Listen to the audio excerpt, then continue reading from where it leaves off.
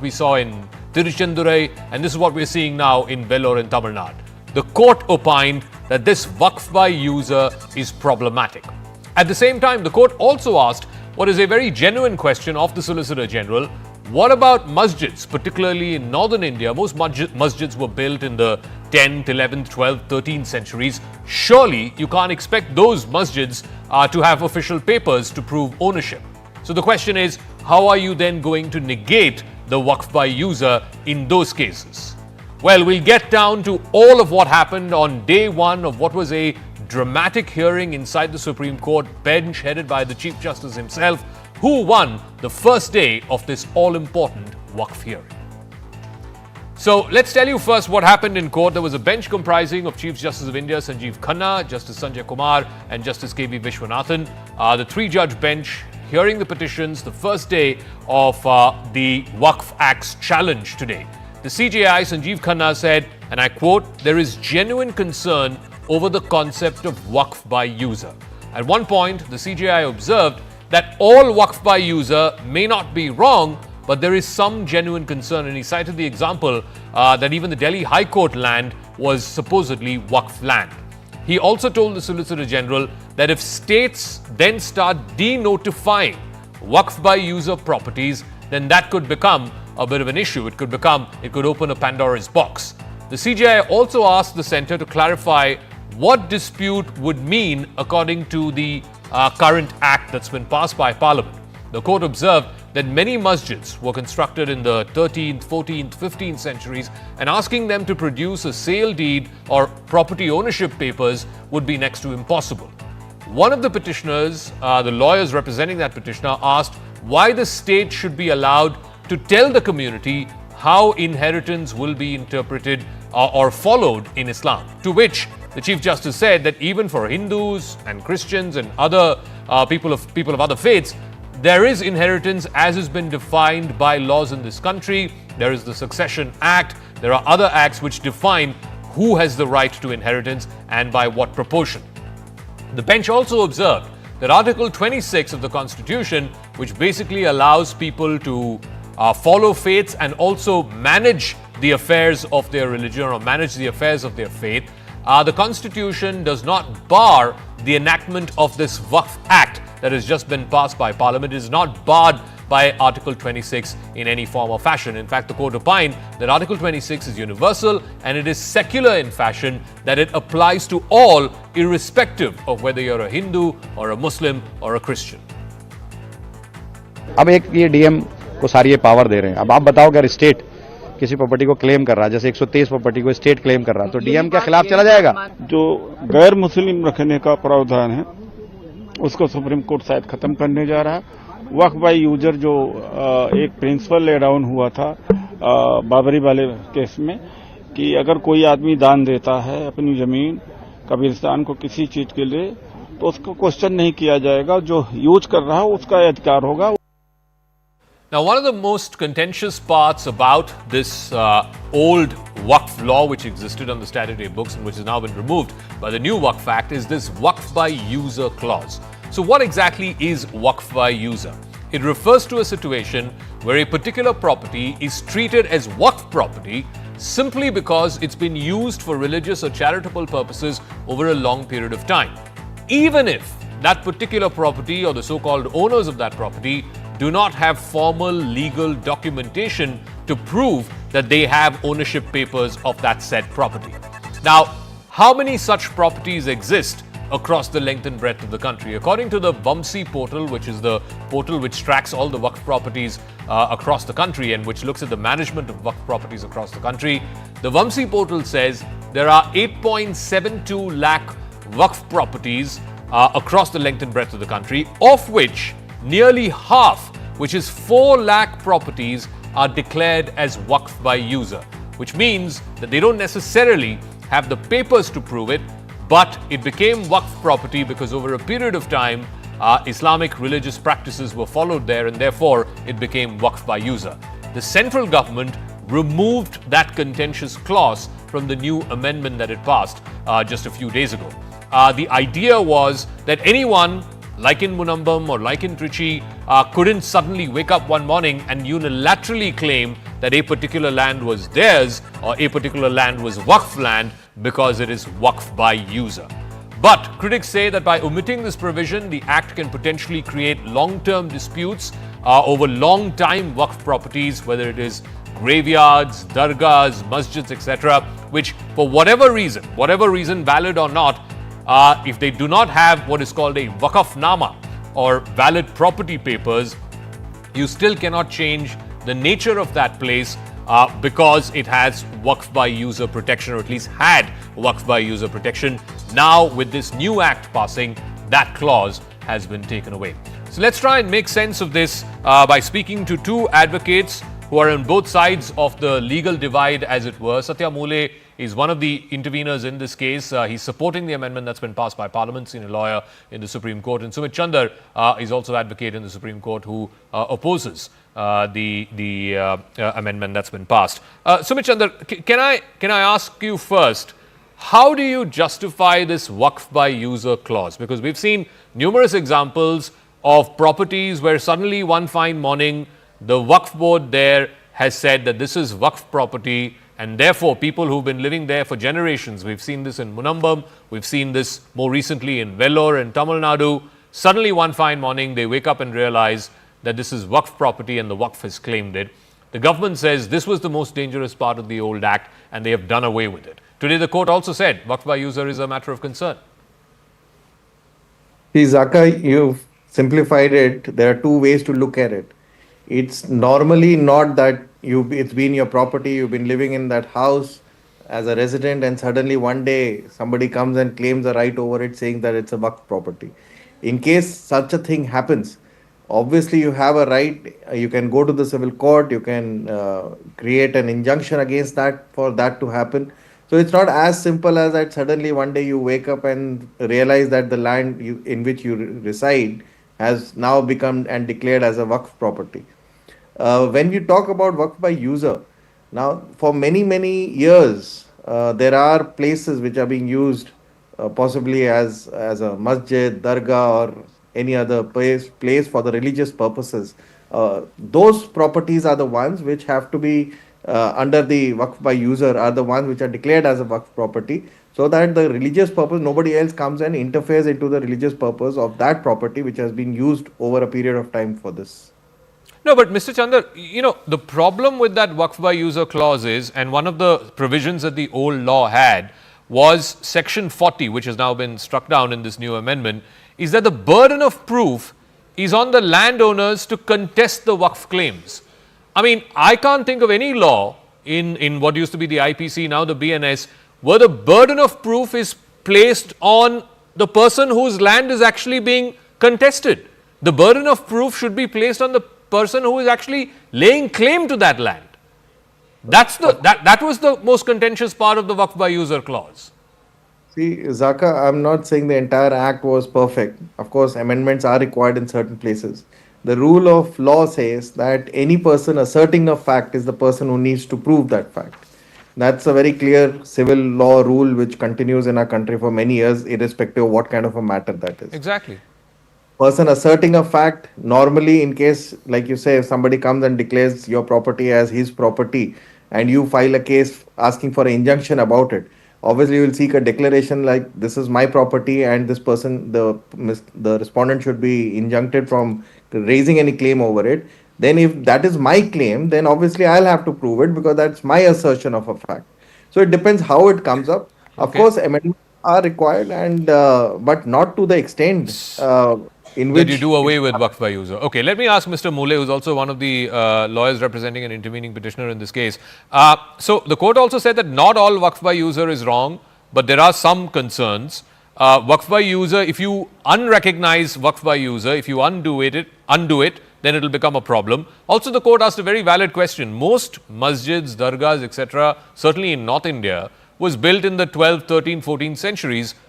Maybe many of them don't have papers. So then if you take away the Waqf by user clause, that's probably the only protection that they had. So the court asked this question. Well, what happens is, this area of concern, if it is there, then even records from the time of Nizam are available in this country. Even since last 5 centuries, records are available in this country. We are not saying that the Waqf by user properties need to be registered under the Registration Act that has been enacted in 1925. But there has to be some or the other records that are available. We do have records in context to the forts and various heritage buildings and what we can call as archaeological monuments in our country. And that kind of records must be presented by those kind of Waqf properties who are claimed to be as Waqf by user. No, but as that old. the contention by the petitioner, as Mr. Mule, is, archaeologically protected sites maybe are a few hundred, maybe a few thousand in this country. There are tens of hundreds of such properties which may be of historic nature, which may be abandoned or neglected, which may not be able to produce papers from the 12th, 13th, 14th centuries. The only protection they had was Waqf by user. So if you take that away, what protection do they have? Well, it is not contended by the state or the union government that the complete protection will be removed. What is being contended is that Waqf by user, if it was declared as a property by Waqf by user, then there has to be some amount of chronological historical references in that context. It cannot be that some property is declared with a vacuum, or for that matter, a property is declared Waqf by user with a historical reference of not being a Waqf property and no references to the past. Okay. So if some amount of references are made available, then yes, definitely it has protection under the new amendment. Okay, I just want to flag off one thing as I thank both Mr. Mule and Mr. Sumit Chandra for joining us. What the court has opined today is that properties declared by courts of law, wherever there has been a legal dispute and courts of law have ruled whether they are Waqf property, whether it is Waqf by user or not claimed as Waqf by user, if it is declared by a court of law as Waqf property, then they should not be denotified. That's number one. Number two, a provision where a Waqf property will not be treated as a Waqf property while the district collector or the Waqf board or council is hearing that matter. That provision, the court may look upon that afresh. And of course, the other contentious one, which again the court took a slightly different view from what the past Amendment Act was, which is that the members of the Waqf councils and the Waqf boards, the amendment allows for two. In fact, the CJI even asked, will it be maximum 2 or will it be minimum 2? The SG then clarified it will be a maximum of 2 non-Muslims to be part of the Waqf board and the Waqf councils. The court may look at that matter afresh. Remember, even today, ex officio chairmen, who usually are retired judges, who fold into this Waqf boards, particularly state Waqf boards, may not necessarily be Muslim, but members of Waqf councils and Waqf boards who are part of it have to be Muslim. That has been the convention so far, but this amendment, which was passed by Parliament, says it can have 2 non-Muslims as well. That is again something that the court will be looking into. So the hearing will continue tomorrow at 2 p.m. Meanwhile, Union Minorities Affairs Minister Kiren Rijiju, who sort of shepherded this bill and ensured that it got parliamentary approval both in the Lok Sabha and the Rajya Sabha, he has asserted the government's stand on the Waqf Act. In fact, in an exclusive conversation with CNN News 18's Arunima, Kiren Rijiju has said that Waqf land is not being utilized for the benefit of the entire Muslim community, particularly the poor amongst the Muslim community, and many are seeing through how Waqf and Waqf by user has been usurped by the rich folks within the community. Let's listen in to what the minister had to say. Parliamentary and Minority Affairs Minister Kiren Rijiju here with us. Sir, I have to begin this interview by asking you about the kind of protest that we are seeing on the Waqf issue. 3 people have died in Bengal, in Murshidabad, and the protests seem to be just spreading. Is there an assessment in the government that this is a pressure tactics because Supreme Court is seized of the matter? First of all, any act passed by the Parliament of India is applicable to every inch of our country. That is very clear. Some people who are holding the constitutional positions are openly defying and declaring that they will not abide by the Parliament law or they will not implement the act passed by the Parliament.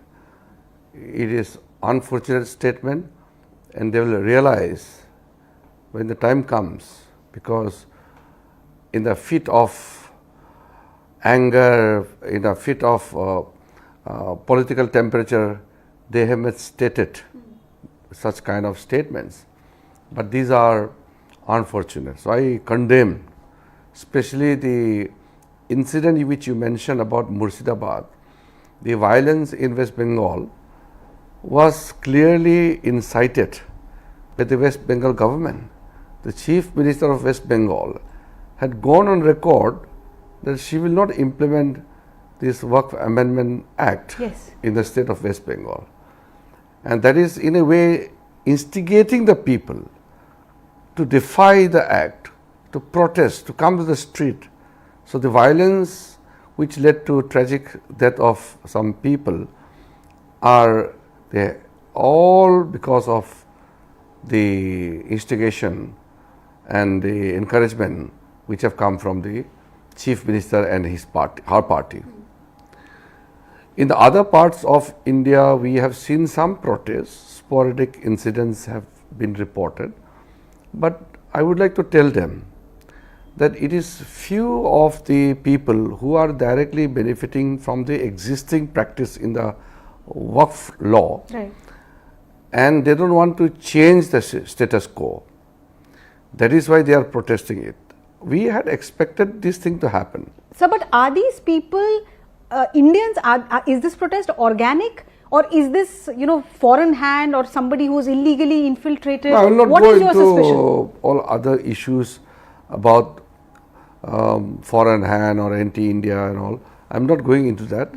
I am simply putting the record straight. That those people who have illegally, unethically misused the Waqf properties, they are protesting it, number one. Number two, those political leaders who are treating the Muslims as vote banks and those who are working in tandem with this self-centered few people within the Muslim community, they are protesting it. So there are two classes. The people who got the benefit from the Waqf properties and those political leaders who are getting benefits politically from these people. So it is a kind of an understanding between them. And I would say that majority of the Muslims, especially the weaker sections amongst the Muslim communities, the poor people, the women, they are welcoming it. I have received large numbers of Muslim delegations who have openly welcomed the Waqf Amendment Act 2025. I am very happy that the majority of the Muslims have understood that the Waqf properties in India, which is largest in the world, have not been utilized for the welfare of the Muslim community. Now you know very well how Waqf are created. A Waqf is created by a Waqif in the name of Allah for religious, charitable or pious purpose. You must use those Waqf properties for same purpose. Whereas so many properties are being totally misused. So, since we are talking about West Bengal, I want you to attract your attention to this tweet that has been put out by Mahua Moitra. She's a member of Parliament of TMC, and she's putting out a Supreme Court's alleged interim order, which today Supreme Court was seized of the matter. And during that, apparently this interim order was first read out and then recalled. This is what Mahua Moitra says. She says, delighted that SC proposed to stay 3 really egregious aspect of Waqf Act today and ask government some tough questions. She is alluding to Supreme Court's observations about appointment of non-Muslims in the Waqf board and registration of Waqf properties Waqf by user. As the Supreme Court hearing is going on, the petitioners seem to be clamoring that these aspects of the law be declared bad in law. First of all, we have to respect the Supreme Court of India, or for that matter, any judicial institution, be it Supreme Court, High Courts or the subordinate courts. I have nothing to comment on what has happened in the Supreme Court. But we must be very clear about one thing. India is a parliamentary democracy. The future of the people of this country is decided by the people themselves through their elected government. All right. Again, coming back to this whole contention around Waqf by user and why that was a provision that was singularly misused, which deprives genuine inhabitants of their properties, which they've had ownership for years, homes where people have stayed for generations. Now, we've heard of Munambam, which happened in Cochin in Kerala. Then we heard of what happened in Tiruchendurai, where a 1500-year-old temple was amongst the properties that was claimed as Waqf by user. And now in Vellore, in Tamil Nadu, which is about 3 hours away from the capital, Chennai, 150 farmer families are faced with a similar situation. One fine morning, they have been told by the local registrar's office that they have got information that the local dargah there, the local Waqf board there, has claimed that the land and the houses where these people have been staying for the last many generations is Waqf land and it does not belong to them, and that they need to start paying rent to the local Waqf board there. Our Purnima Murli visited Vellore. She spoke to some of these affected families. This is her ground report. We'll play that in just one moment. But here are the contentious claims that have been made in recent history. It started in 2022, where the Tamil Nadu Waqf Board had claimed ownership of an entire village in Tiruchendurai, which is in Trichy district. It included a 1500-year-old Chola-era Hindu temple. There were 6 other predominantly Hindu villages whose land was also claimed by the Waqf Board. Then in November 2024, this is a long-standing dispute from the 50s, 60s eventually, but it came to a head in November 2024 when the Kerala Waqf Board claimed over 400 acres of land in which Christian fishermen were living for generations in a place called Munambam in Ernakulam district, which was in the possession of about 600 odd Christian and Hindu families, and suddenly one fine day they were given eviction notices. Now, once again in Tamil Nadu, this whole case that happened in Vellore, the state Waqf Board has claimed another village, ancestral land, which for generations belonged to a bunch of Hindu farmers who were living there. Suddenly, the Waqf Board there has demanded that these 150 families pay rent to the Waqf Board or vacate their premises. Let's listen into this Vellore story a little more deeper, delve into it. The notices were issued to around 150 families stating that their land belonged to the Waqf Board, and the demand from them was that either they vacate the land or they start paying rent and taxes. Now, the notice was issued by a man called F. Syed Satam, who claimed that the land had been Waqf property since 1954. He demanded that the residents enter into a formal agreement with the Waqf Board and comply with Waqf laws. The villagers who have lived on this land, who have homes on that land for generations now, they possess government-issued documents. They've been paying property tax, they've been paying electricity bills, they've been paying water charges. They were shocked at this. They protested at the district collector's office. They sought protection from the state government-appointed officer, as well as clarity, arguing that they have been paying, like I said, panchayat taxes. They have papers to show legal ownership of the land. The Vellore district collector has advised the residents not to pay the rent to the Waqf Board for now, but there's been no response from the state government. CNN News 18's Purnima Murli travelled all the way to Vellore and is bringing us the story of these residents. Over 150 families reside in this village near Vellore district. They received a notice. This is the notice that they received on the 14th of February this year, saying that the land, this place where they have been residing for the last 4 to 5 generations, that land belongs to the Waqf. And the notice says that either they should vacate the premises or they should pay the land rent to the Waqf Board. And this, if I can show you, is the house, the property tax that they have been paying, and this is dated 14th February 2021. Now it's online, but in 2021 they did receive the property tax receipt. They've been paying property tax to the government. This was 110 rupees that they paid in 2021.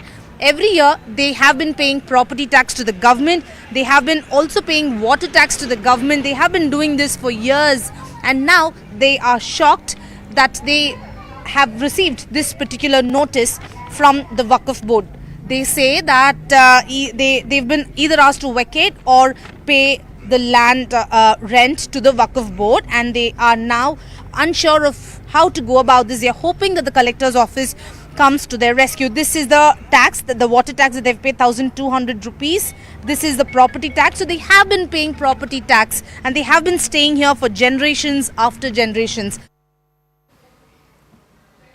And now to the National Herald legal battle, which has dogged the top brass of the Congress party for nearly a decade now, in fact, more than a decade. The Enforcement Directorate filed a charge sheet yesterday against Congress members of Parliament Sonia Gandhi and Rahul Gandhi over allegations of money laundering.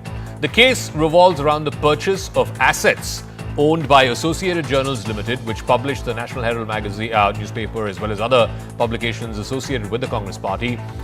Eventually, in 2010, a not-for-profit Section 25 company called Young Indian Limited acquired AJL. Now, in December of 2010, Young Indian took over 99% of all shares of Associated Journals Limited, effectively taking over the company and its real estate holdings. Now, the Enforcement Directorate's probe claims that the Young India Limited took over AJL for just 50 lakh rupees, which was later valued at much more than that 50 lakh rupees. The allegation is that Young India took over the assets of the defunct print media outlet AJL, whose only purpose was to put out publications that are associated with the Congress party. The manner of the acquisition was malicious, that's the claim by the Enforcement Directorate, and the bid was to gain assets of real estate assets of AJL worth over 2,000 crore rupees. National Herald case को लेकर आज Congress party देश भर में तथाकथित प्रदर्शन कर रही है। नेशनल हेराल्ड केस भारत के इतिहास का बहुत विचित्र प्रकार का केस है, जिसमें खरीदने वाले और बेचने वाले दोनों एक ही थे। यंग इंडिया को देकर ये मनी लॉन्ड्रिंग हुई है सब प्रॉपर्टीज की जो एजेएल ओन करता है। जो लोग डायरेक्टर हैं यंग इंडिया के, यानी गांधी परिवार के और जो लोग कुछ वृद्ध लोग हैं, उन सब ने ये पैसा और प्रॉपर्टी हड़प ली। अरे भाई, किस डायरेक्टर ने कुछ खरीदा, बेचा, लिया, पैसा मिला, प्रॉपर्टी गई? एक तो बताइए, मनी ट्रेल कहां है? प्रोसीड्स ऑफ क्राइम कहां है? The other aspect of this alleged scam is the status of Young India Limited. Now, it's not a private limited company, it's not a for-profit company. It was registered under Section 25 of the Companies Act, which pertains to companies that are formed for charitable and for non-profit purposes. They are not established for profit-making. They are prohibited, in fact, from distributing dividends to their shareholders. But as per the ED's charge sheet, the investigation reveals that there was no such charitable activity that Young India Limited undertook, and there were no expenses towards any declared charitable activities during the several years of existence of Young India Limited. So the question is, was this some kind of a shell arrangement just to usurp the properties of AJL? And to the BJP and to the investigating agencies, if indeed these properties were usurped, then who benefited from it? Where is the money trail? Where is the proceeds of crime, as has been alleged by the Enforcement Directorate? I want to go across to two political guests for a face-off. Ajay Alok is National Spokesperson of the BJP. Dr. Ajay Kumar is National Spokesperson of the Congress Party. Dr. Ajay Kumar, I'll start with you first. The moot point is this. Here was a company, AJL, which ran for, decades, and by 2008, it had gone bankrupt. Its sole objective was to print publications. It had taken a almost 90 crore loan over a period of time from the Congress Party and its various associates. And then in 2008, it stopped publishing. In 2010, a Section 25 not-for-profit company called Young India Limited is established. It has only 4 people as directors, 2 of whom are Sonia Gandhi and Rahul Gandhi, control majority stake, 76% in that firm. And then there are 2 others, Mr. Vellore and Mr. Fernandez, both of whom have passed away. These 4 individuals acquire 99% control of AJL and its residual assets by merely lending 50 lakh rupees to AJL. The question is, how does one get such a sweet deal? How do you get a sweet deal whereby paying 50 lakhs, you get thousands of crores worth of property on a company you had lent money to, and there are only 4 directors, all 4 who belong to the Congress Party, who are part of this new entity? So first of all, Zakka, you need to sack your research guy, because it's so ridiculous of what you just said. Who owns the properties? The AGL owns the properties. Not the, first of all, And I'm zapped the kind of lies, the party which believes in Bal Narendra killed crocodiles and all, and even a lot of anchors that believe that Bal Narendra punched crocodiles on his way to school is the kind of story and spiel you guys are saying right now. And if you say untruth and bullshit and lies and crazy lies for so long, so simple thing. What is a not-for-profit company? Not-for-profit company, you can Google it, you can use DeepSeek, you can use ChatGPT, you can use anything you want right now. Is for not-for-profit company simply is that any asset which if that company even closes down, it doesn't go to the shareholder. The sale of those assets doesn't go to the shareholder. Either goes to another company which will complete that objective in which it was set up, or it will go to the government. And the kind of nonsense which has been morning, and what Abhishek Singhvi ji said was correct. It is not the seventh wonder. It's the only wonder of the world, like the fantasies of the Bharatiya Janata Party. Please be very specific. I asked you a very specific question. You can make political attacks. Ajay Alok will respond to you. It's not my. Sir, I have a very specific question. Please give me a specific answer for it. Okay. This is a not-for-profit company. Okay, you're saying that it has no business diluting these assets. Maybe those assets were not diluted. All I want to know is, how is it that 4 individuals who are the only directors in this not-for-profit entity lent 50 lakh rupees to a company which had thousands of crores of assets and over 1,000 shareholders, and overnight those properties became part of this not-for-profit Section 25 company? No. Again, you must again sack your researcher. The property doesn't belong to Young India. It belongs to AGL. Please sack them, because I'm so tired of So who controls AJL?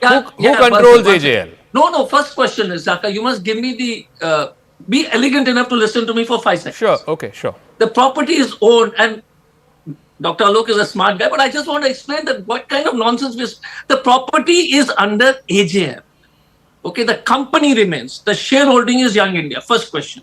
Second question is Section 25 for setting up a not-for-profit company is very clearly that the not-for-profit company cannot take dividend, cannot benefit from sale, that cannot get any, even when the company gets dissolved. Section 8 of this not-for-profit company act clearly says that even if everything is sold, let's imagine you're saying thousands of crores, income tax at 336 crores. One sec. First of all, thousands of crores. Where did you get the number?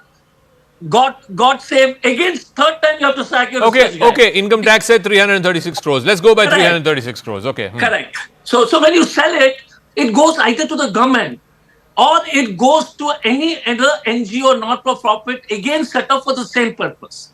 It doesn't go to the shareholder. So I am just totally zapped out by this whole story. So Dr. Ajay Kumar says it will not go to the shareholders. In any case, there is nothing to show that any of the dilution of those properties or sale of properties or even rental income from those properties has gone to these 4 individuals who are the only 4 shareholders in Young India Limited. Dr. Ajay Alok, please respond to that. If there is a criminality involved, then there has to be a money trail. There has to be a trail to show that Mr. Rahul Gandhi, Mrs. Sonia Gandhi, Mr. Oscar Fernandez and Mr. Motilal Vora got monetary and pecuniary benefits or gains by either the sale of those properties or through income generated from those properties. None of that is there in the public domain. Zakka, I think you should not sack your research team, but rather Congress party should sack that person who gave this idea of forming Young India Limited in 2010. The very intent of forming this Young India Limited was malicious. The very intent. What was the need? Second thing, can you show me one political party in the whole world, I'm not talking of India, who can give loans to the institution? Now, this is a very debatable question, because a political party receives funds from public donation, it receives funds from their publication, it receives funds from public directly, which is absolutely income tax exempted and which we declare. So a political party is not supposed to give funds to any institution, whatever it may be. It is debatable, it is challengeable, and an election commission is also going through this. An election commission can take cognizance against that political party, which the court is very likely going to send a notice to election commission. Number 2, Congress party had given 90 crores to AJL, fine. On what basis? No ground mentioned. They cannot give. As a political party, they cannot do this. But they did this. First wrong. Second wrong. 2008 AGL closes, but the property remains functional. The property is rented. So the malicious intent comes here, that how to take the control of now AGL. So this Young India Limited was formed, absolutely Section 25 company, non-profitable. The dividend will not go to the directors. Very clearly it says. No salary to the directors. Absolutely honorary position. 100% agreed. But all the expense and everything of the directors can be borne by the can be borne by the company, and the rental proceedings has to be kept with the company. Now taking all the shares of AGL by Young India Limited is what? By paying just 50 lakhs rupees, and Congress party waiving off that 90 crores rupees which belongs to public money. That 90 crores which went to AGL, that is the public money which Congress party was not supposed to give. No declaration made. Why no understanding given? Not a single declaration 2008 till and to the income tax department that why they did this. And all these properties of AGL Limited is a government property which was leased to AGL since way back from 1957 or so on, in various parts of the country. So this very malicious intent to control all the property in the name of Section 25 company that is called Young India Limited is nothing. There cannot be any money trail, right? Because the properties are not being sold, but they are being controlled by the Gandhis. So, this is the malicious thing. So Dr. Ajay Kumar, the fact that political party funding, which was given by your supporters, by people who want to donate to the Congress party, some of that money, because the Congress party has no other source of revenue, right? Some of that money has been given to an unlisted public limited company called Associate Journals Limited. And ostensibly, the only thing Associate Journals Limited did was to print publications, which stopped in 2008. Then why did Young India lend 50 lakhs to AJL? So now not only the News 18 research team has to be sacked, even BJP's team has to be sacked for giving Dr. Aloka wrong information for the simple reason being. We as a political party and BJP as a political party continue to give our returns to Election Commission. The AGL was owner and printing the National Herald and related publications, historically associated, founded by Pandit Nehru and Purushottam Das ji and Kidwai ji. And the association was very clear. There is nothing, and if I remember the legal aspect, I'm no lawyer, is that there is nothing which, if we are continuously filing returns to the Election Commissioner and Commission, and all these returns were filed saying these are the contributions we made to the AGL, and there was no objection for the Election Commission to now ask for it is quite rich, but let's let that pass. My simple question is, here was an organization which ran into debt, which could not pay its provident fund, which could not pay its employees, and the Congress party, since historical association, paid that money. That's the fact of the case. Forget whatever has happened. The fact of the case is the National Herald continues to be printed now. The fact of the case is that it is in alignment with our ideology, and we supported it. Since the money was 90 crores, the only way to save that firm, because it was a debt, so we converted the debt into equity, like what the government did with Vodafone. My question is very simple. I want only thing like Dr. Alok and all of you to tell me that if this company closes, okay, first of all, whether any remuneration, not a single rupee remuneration, no expenses, nothing came to these 4 directors. First question. So no, he's saying income may not have come, but they can always show expenses. No, they did. So question is, you can show, is again like, hey, by the way, that guy, the priest went into a controversial area and said that the priest didn't go for conversion, priest went for something else. You don't make insinuation. Either they got the money or they didn't get the money. Not a single penny for their expenses, because there's a balance sheet to it. I mean, if by now, Dr. Alok and Sudhanshu Trivedi would have done a PC on it if there was any expenses. So there's never been any expenses. They have already done it. No, but Dr. Kumar, the moot point you're not able to explain to us is how do you and I avail of this sweet deal? I pay 50 lakhs and acquire a company with 4 of my friends, and that company is sitting on hundreds of crores of property. No. That's moot, net. That is what happened, right? No. Question again is, you must be singularly seeking for personal loss, because this even if you pay that 50 lakhs, is only to ensure that the company can continue to do its operations. You don't get any benefit. So with that 50, you won't even get that 50 lakhs back. So let's imagine AGL closes operations. Either you create an NGO again and check the law, or you give it back to the government. So my question again is, the only intent was to continuously print Sandesh and National Herald. But okay. Dr. Ajay Alok, I'll give you the final word. There's no money trail. There is no exchange of any kind of assets. None of these assets have been diluted. Those proceeds have not gone to any of these four individuals. Then where is the criminality? I'll remind my elder brother, Dr. Ajay Kumar, whom I have a lot of regards, that please go and check your facts. After giving that 90 crores to Young India Limited, the Congress party released its letter, and they waived off that 90 crores to AGL. And they gave all the authorities to Rahul Gandhi, Sonia Gandhi, Oscar Fernandez, and Mr. Motilal Vora, by which they became the shareholders. This is the case. This is the fraud. By paying 50 lakhs, you take 90 crores rupees loan of the Congress waived off. And secondly, you get into the control of 2,000 crores properties. And secondly, you are using those rentals, sir. It's there in the income tax detail. Please go and check this case. You are using those rentals on directors, traveling directors, other things, and name a single charity work that Young India Limited has done from 2010 to 2025. Not even a single charitable work. And this company is supposed to do charity. So where's the charity? Charity begins with Rome, ends with Rome. But the property goes somewhere in India. This is the whole stuff. And this is the first classical step. Okay. Where the buyer is also me and seller is also me. So great. Okay, we'll leave it at that. Thank you very much. Though fascinating conversation, Dr. Ajay Alok and Dr. Ajay Kumar, for joining us and putting that perspective from their two respective political parties on this very contentious issue. It's going to be contested both legally as well as, of course, in the court of public opinion. I want to move on to another contest that's brewing in the United States. US President Donald Trump has ratcheted up the rhetoric against certain elite Ivy League schools, some of the most prestigious schools in the United States. Today, he called Harvard University a joke, saying it can no longer be considered amongst the world's great universities or colleges. This is, by the way, the oldest and wealthiest school in all of America.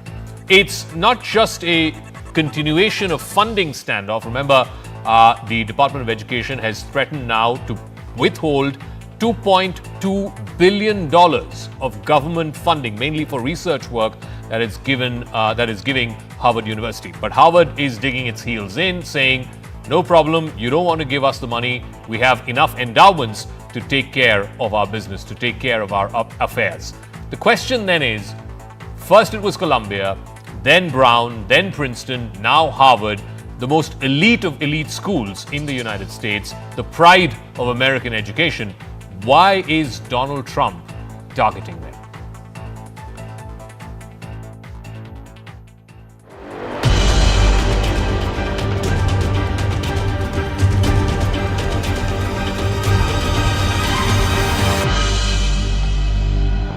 The Trump administration acted earlier this week to punish Harvard University after it refused to comply with a list of demands from the federal government.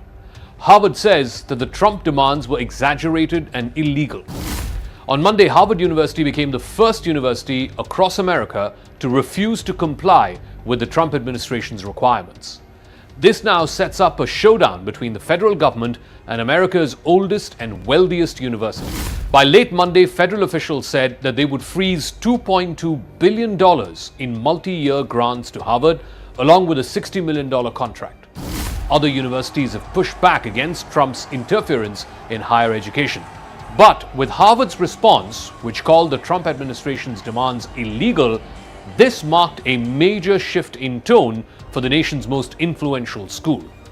Many others, from Columbia to Cornell, have all been criticized in recent weeks for capitulating to pressure from Trump. When it comes to Harvard, as I said, the president has been quite clear they must follow federal law. He also wants to see Harvard apologize, and Harvard should apologize for the egregious anti-Semitism that took place on their college campus against Jewish American students. There were professors who said that he had engaged in discriminatory behavior against Jewish students. Of course, you had the former president of the university saying bullying and harassment depends on the context. You also had an encampment on Harvard Yard that we all saw play out before the cameras. The university failed to impose formal discipline on any students for this anti-Semitic conduct violations, including the occupation of a campus building and the disruption of classes with bullhorn. A letter that the Trump White House sent to Harvard last week demanded that the university reduce the power of students as well as faculty over the university's affairs. It also wanted reporting of foreign students who commit campus violations immediately to be reported to the federal authorities. And controversially, it wanted to bring in an outside party to ensure that each academic department has a diverse viewpoint.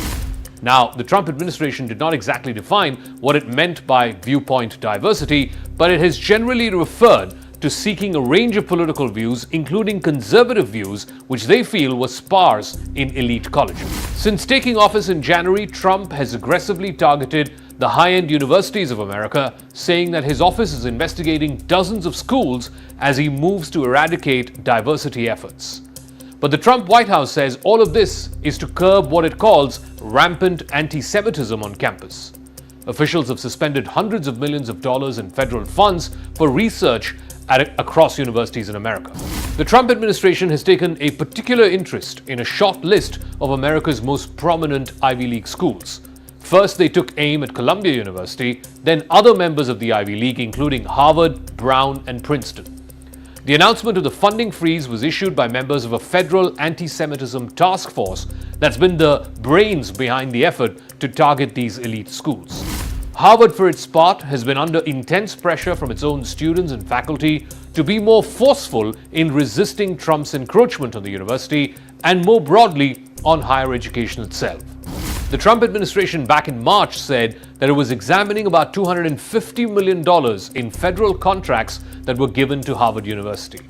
And in addition to that, another $8.7 billion in what it describes as multi-year grants given from the federal government to the Harvard University.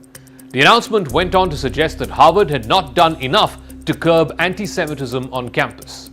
At the time, though, it was very vague about what the university could do to satisfy Trump's concerns. Last month, more than 800 faculty members at Harvard signed a letter urging the university to mount a coordinated opposition to these anti-democratic attacks. The government's letter to Harvard last week demanded an extraordinary set of changes that would have entirely reshaped the university. It would have also ended up conceding an unprecedented degree of control over Harvard's operations to the federal government. These changes would have violated principles that are held dear on college campuses, most importantly, academic freedom. Some of the actions that the Trump administration has demanded from Harvard include conducting plagiarism checks on all current and prospective faculty members, sharing all its hiring data with the Trump administration, subjecting itself to audits of its hiring while reforms are being implemented all the way through to 2028, providing all admissions data to the federal government, information on both rejected as well as admitted applicants sorted by race, nationality of origin, grade point average or GPA, and performance on tests. Immediately shutting down any program related to diversity, equity, and inclusion. Last month, after the Trump administration stripped $400 million in federal funds from Columbia University, Columbia agreed to major concessions that were demanded by Trump's team. It agreed to place its Middle Eastern Studies Department under a different oversight. It also agreed to create a new security force of 36 special officers who are empowered to arrest and remove students from campus. Trump and his top aides are exerting control on the country's top colleges by threatening to withhold huge sums of federal research money. They want to shift the ideological tilt of the higher education system, which they perceive as hostile to conservatives and more inclined towards liberals. Trump's effort was energized by the campus protests against Israel's response to the October 2023 terrorist attack by Hamas. These were demonstrations during which Jewish students on campus were sometimes harassed. Soon after taking office, Trump formed the task force to combat anti-Semitism, which is scrutinizing these leading universities for potential civil rights violations. And this is serving as an entry point to pressurize schools to reassess some of their policies and give away some of their freedoms. This is backed by the influence of Stephen Miller, who is Trump's deputy chief of staff and who is the architect of much of Trump's anti-immigration agenda. The process that has been taken on by Mr. Miller and his team is a bit opaque, but it is leading to upending of campuses nationwide. It is leaving elite institutions hanging. They have been long accustomed to operating with academic freedom from Washington, but now they are all reeling from a blunt political attack. But it's not just a political attack, this is at the cusp of a much bigger cultural battle which the Trump administration wants to take out on liberals. The task force headed by Miller includes about 20 senior Trump administration officials, most of whom the government has not publicly identified. They say their lives could be potentially at risk if they were to be publicly identified. So this is the first season of Trump versus education, which has just begun. It certainly doesn't seem to be making American colleges great again. Well, a series of videos by Chinese social media influencers have taken the internet by storm. They claim to be unraveling the biggest secret of the global luxury goods industry. They claim nearly 80% of all luxury handbags are actually made in China and merely repackaged to appear European. The implication that the global luxury industry is little more than smoke and mirrors. But is this just a viral clickbait or a tip of the iceberg? Let's unpack the facts in this case. Now, luxury brands like Hermes, Chanel, Louis Vuitton and Prada have long built their identity on European craftsmanship. Hermes, for instance, famously produces its bags in a dedicated workshop in Paris and also in Pantin, each piece crafted by a single artisan. Chanel remains rooted in the French heritage, while Italian powerhouses like Gucci and Prada manufacture in Tuscany, where leatherwork is an art passed down from generation to generation. Now, what backs this all up? Strict labeling laws in the United States of America and EU as well. In Europe, a made in France or made in Italy tag requires that the most significant transformation of the product, including key components and labor, takes place domestically. Many brands also go a step further, seeking certifications like Origine Française Grantee to reinforce transparency and traceability. So where did this claim originally come from then? Trade experts and industry insiders suggest that the viral videos may have spotlighted either low-end licensed products or worse, counterfeits. Yes, you heard that right. And this is where the story takes a geopolitical turn. As tensions rise between China and the West, triggered by the tariffs, tech bans and rare earth restrictions, Beijing appears to be backing a coordinated pushback in this particular case. China has imposed retaliatory tariffs of up to 125% on United States imports and restricted critical raw material exports. But there's a new front in this economic war, the luxury fashion war. Sources say that Chinese manufacturers backed by influencers are now flooding the global market with high-quality counterfeit luxury goods. Indian trade experts warn that these TikTok campaigns may be part of the larger narrative to erode trust in Western brands and normalize knockoffs as just as good. And the data backs it up. Let me just give you some key points. According to the United States Chamber of Commerce, China is responsible for 86% of world's counterfeit goods. The global counterfeit trade is valued at over $1 trillion, of which China controls a staggering $818 billion. A recent investigation by French fashion outlet Glitz claims the Chinese counterfeits are being given free rein, especially to target United States labels like Ralph Lauren, Tom Ford, Coach and even Estee Lauder.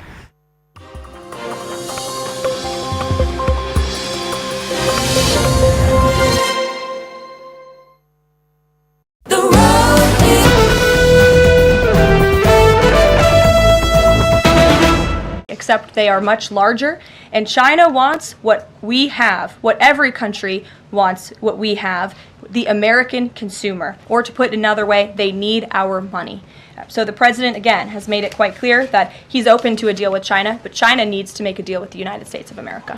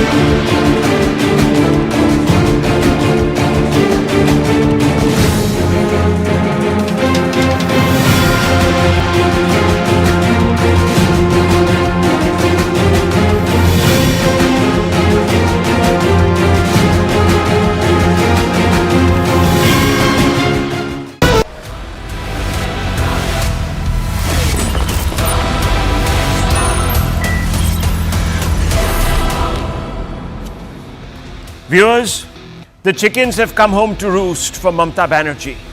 The Bengal Chief Minister may be in denial. She met a bunch of imams today and she once again tried to find ways to not address the issue, the elephant in the room. But the Supreme Court has expressed its grave concerns over the rioting in her state over the Waqf amendment law. The Supreme Court said today, and I quote, "One thing that is very disturbing is the violence. The matter is before court and we will decide. This should not happen," unquote. The Supreme Court clearly saying during that very consequential hearing today on the Waqf amendment bill that the matter is before us. And if the matter is before us, then the writ of the court must prevail. Not the writ of Sharia, not the writ of anarchy, not the writ of a mob. As you know, viewers, violent protests led by mobs of local Muslims have erupted on April 11th and 12th in pockets of Murshidabad district following anger of the amended act. The demonstrations soon escalated into clashes, leaving at least 3 people dead and several injured. On April 14, fresh incidents of violence rocked Kolkata suburb Bhongor area in West Bengal's South 24 Parganas district as cadre of another Muslim group ran amok. Now this Muslim group, viewers, that ran amok shared a platform in the last assembly elections, believe it or not, with the left parties and the Congress. They were an alliance. The ISF is quite a well-established group in Bengal. And it is not as if the TMC has any love lost for the ISF. But even then, viewers, Mamata Banerjee hasn't been able to even call out the ISF goons. Shockingly, the Chief Minister has refused to call out the Muslim mob either, preferring instead to spin conspiracy theories that she has read, believe it or not, on social media. On social media, viewers, this is the Chief Minister of a state who's reading stuff on social media and coming out there and making all sorts of accusations. And she said, and I quote her, I saw a social media post by a news agency. It said people from Bangladesh engineered the riots. You want polarization. You want to divide Hindus and Muslims. But if the Union Home Minister cuts the branch on which he sits, then we have to speak out. You may hold secret meetings with Muhammad Yunus.